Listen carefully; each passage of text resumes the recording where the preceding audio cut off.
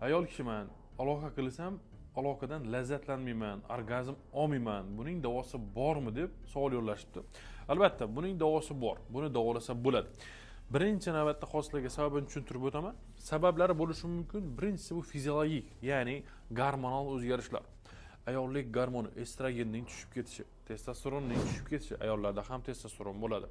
Keyingisi gipotireoz, ya'ni qalqonsimon bez gormonining yetishmovchiligi. Bu holatlarda ham orgazm olish kamayib ketadi.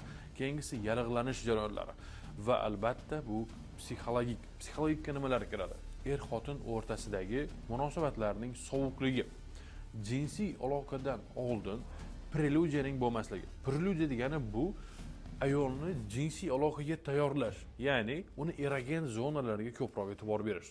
O'pish, erkalash, siypalash. Albatta, bular ham ayol kishida orgazmni kuchli va tezroq olishga yordam beradi. Endi buni bilish uchun albatta ayolingiz bilan o'tirib gaplashib olishingiz kerak. Ayolingizga nima yoqadi, nima yoqmaydi.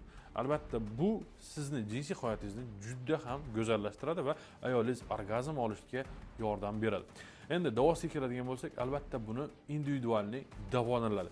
Har bir bemor o'zgacha. Ya'ni hammada bitta sabab bo'lmaydi. Sababini aniqlab, buni davolash kerak. Agar davolamoqchi bo'lsangiz, onlayn konsultatsiyaga yoziling yoki ko'rigimga keling. Savollaringiz bo'lsa, kommentariyaga yoki lichkaga yozishingiz mumkin.